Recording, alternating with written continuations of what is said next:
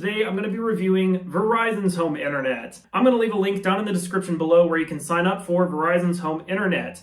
And it's not an affiliate link, so I don't get any kind of commission for making this video, although I am working on trying to get an affiliate link, so hopefully I'll get paid for it soon because I really like their service and I think you guys will like it too. So we're going to start off here with a speed test because I know that's probably why most of you are here, because all you care about is a speed test. Verizon's home internet has two separate speed tiers. They have 100 megabits per second and 300 megabits per second. And both of these say that they're up to 100 megabits per second or up to 300 megabits per second. But when I do a speed test, I have some interesting results here. On the 100 megabit per second plan, I only get, 100 megabits per second. And it's pretty firm on 100 megabits per second. It doesn't really get any slower than that. And the upload speed is about 10 megabits per second.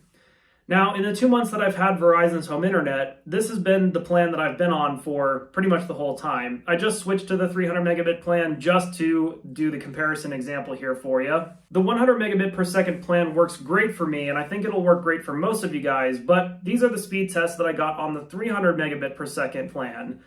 And you'll notice something very interesting. So when you're looking at the sign up page, it says up to 300 megabits per second. But during the speed test here, you're seeing that we're getting well beyond 300 megabits per second. In this example, I'm getting 630 megabits per second down and 30 megabits per second up.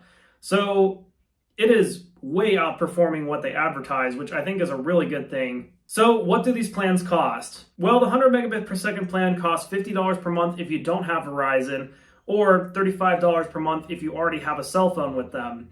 And the 300 megabit per second plan, it costs $70 per month if you don't have their cell phones, or $45 per month if you do have their cell phones. Now, there are some other exceptions to this pricing as well. Like, I use Visible for my cell phone service, and through Visible, I get $40 per month on the 100 megabit per second plan. So some of the Verizon MVNOs clearly have some kind of discounts associated with that as well. I'm not certain which ones qualify for that discount, but I know for sure that Visible does. So if you want to check out my review on Visible, I'm going to link that in the description down below as well. So this is the gateway that comes with Verizon's home internet. And it does have two Ethernet ports on the bottom here. They're Cat 5e for those of you guys who care. Given the speeds that it runs at, you don't need anything more than Cat 5e really. So that's perfectly acceptable in this case. In terms of reliability, like I said, I've had this for about 2 months now, and it's only been down one time, and it was down for about 5 minutes.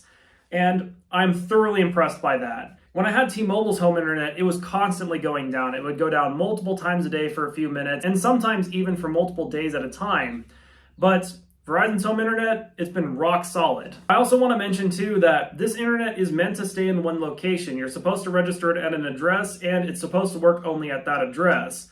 But I have found that while driving around, or if I relocate it, it seems to work perfectly fine, and I haven't had any hiccups with that. And compared to T-Mobile, when I was driving around, it would stop working until I parked. This one continues to work even while you're driving. Now, it may not work like that forever, and Verizon themselves say that it will only work at the address where it's registered. So, in the future, they may lock that down, and you might not be able to relocate it forever. But at the moment, that's the case. And there's no contract with it, so if that ever becomes the case, you can simply return it. Overall, I've been extremely impressed with Verizon's home internet, and they've been more reliable than even Comcast when I lived in an apartment. And, Comcast is pretty reliable, so that's saying something. It's really crazy living in this day and age where you can have home internet that's almost as good as fiber in rural locations or while you're driving around in a bus. That just blows my mind, and this is the perfect example of where this technology is going. I highly recommend Verizon's home internet, and if you're thinking about it, you should certainly make the switch and at least try it out. If you enjoyed this review, don't forget to drop a like, subscribe to my channel down below, and have a great rest of your day, everybody.